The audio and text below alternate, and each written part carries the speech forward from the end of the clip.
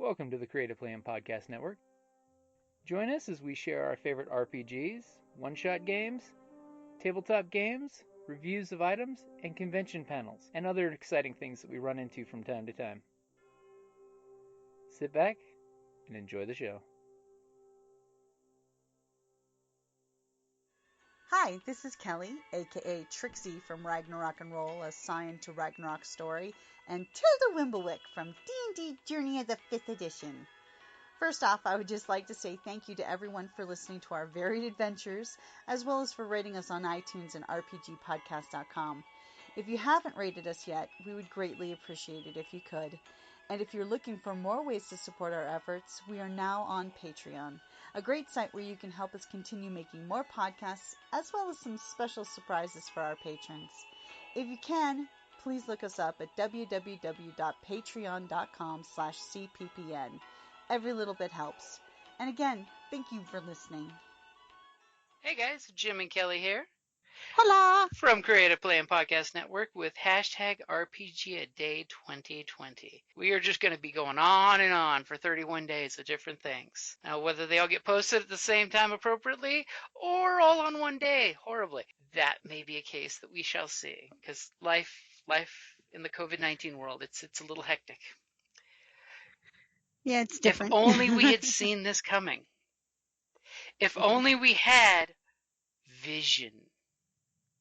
Was that groan there? Was that painful the way I threw the word out there? Yeah, that was a painful segue. Vision is the word of your day, and I kind of think I'm going to take yesterday's theme and keep harping on it.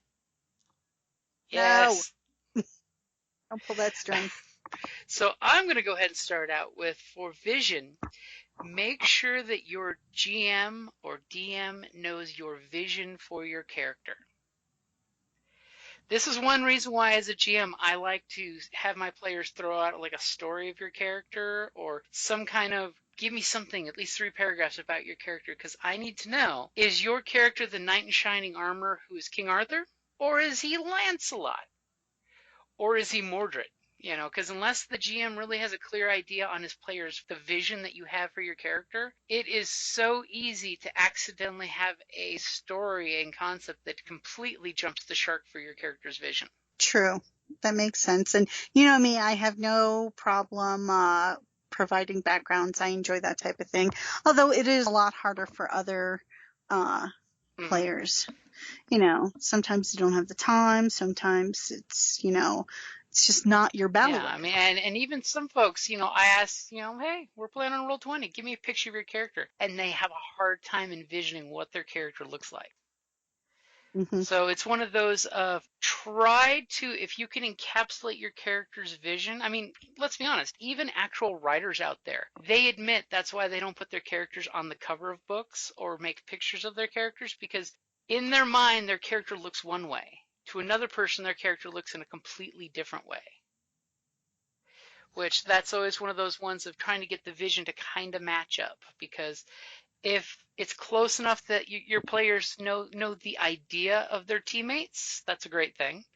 Because I'd hate to think, you know, hey, you're urban wizard in the modern world. I'm thinking Harry Dresden, but you're actually thinking the Sorcerer's Apprentice, Nicolas Cage character. Or Harry Potter. Or Harry Potter, yeah. So it's good if you can, even with your fellow players, try to communicate what the vision of your character is. Because that way you can kind of either make your storylines work together, so they thread, going to bring yesterday up, thread together okay, or you guys can even plan a meta clash at one point. That's one thing that is nice about Roll20. The bio tab, the other players can view. So I tend to put stuff in there, even if it's just a picture of the character. That's a really good point. So that way you've got a bio that the group can go back and reread, because we all know that, you know, things can change from week to week. And all of a sudden you're like, hey, I forgot, in this game, this isn't our Star Wars game, this is our Genesis, you know, fantasy game. What's your character's vision again? Oh yeah, this is what your character's supposed to be doing. So that way you guys can set things up appropriately. Yeah. Well, me, for vision, of course, I have to go a little more Literal. I know you're just so Scarlet Witch shocked and and Vision what? surprised.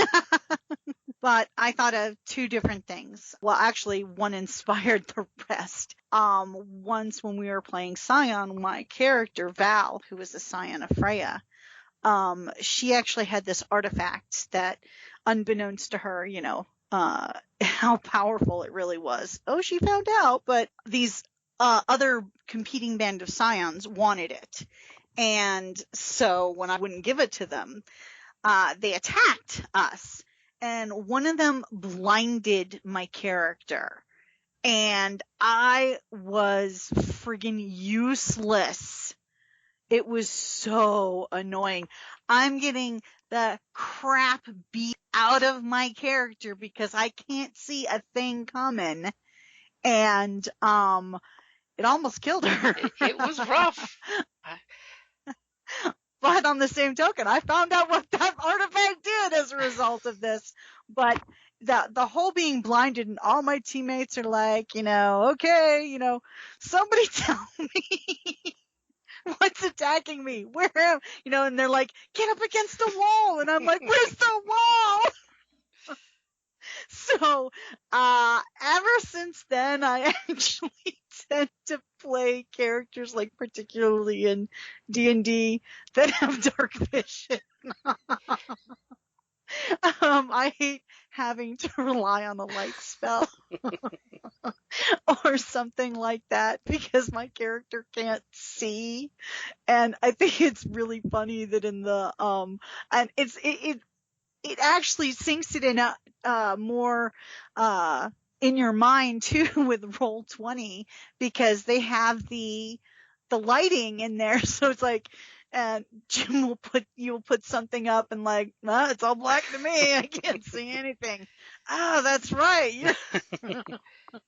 Okay, well then here's your light. Does anybody have a light source? Yeah, okay, here's my light source. Okay, that's how much you can see. And I'm like, oh, give me that god, I don't like seeing. What's hiding 20 feet away from you in the darkness? Exactly. So, yeah, so that inspired my preference for species or races that can see in the dark. Hey, I mean, you can create some great dramatic tension when you use that, in Roll20, the dynamic lighting, and all of a sudden players realize we can't see out of the circle of light. I mean, that's real life. Folks would be out in the wilderness and there's wolves baying in the darkness and you can only hold that torch so high. And what happens if all of a sudden that torch goes out? Yeah, and see, that's why, somebody should have a light spell, because that way, like, my cleric, Sister Solus, and she was, she would just put the light spell on, like, her weapon. So she could see in the dark, but other people couldn't. So she always had either a shield or a weapon or something on somebody's person that would shed light for them. Not the rogue. So. Because there's nothing worse than being the rogue and holding the torch. What do you mean I can't sneak around in the darkness with the torch? Oh, wait. Hooded lantern every time. Mm-hmm.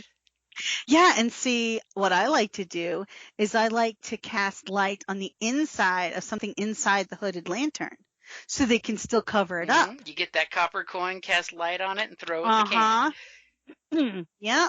Mm-hmm.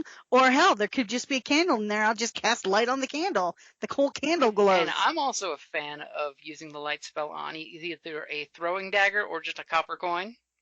Because... Okay, I think we're actually skipping ahead on the... Are we getting down towards the end of the week? So vision. Yeah, I'm looking at the chart. You're referring to light, aren't you?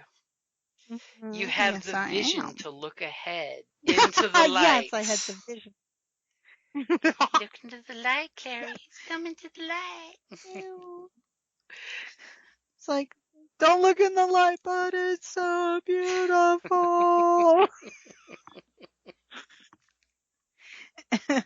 But we digress. But if we're digressing, then that means it's probably a good time to wrap up August the 4th for Vision on #RPGaDAY2020. Alrighty, guys. I hope you have the vision to tune in tomorrow for Tribute, by the way. Hail Caesar and pay tribute. Pay your taxes. Alrighty, guys. Thank you for listening. Thank you for listening to the Creative Play and Podcast Network. And feel free to enjoy our other shows, such as D&D Journey of the 5th Edition and Scion Ragnarok and Roll, a Scion hero to Ragnarok story. Thank you for listening.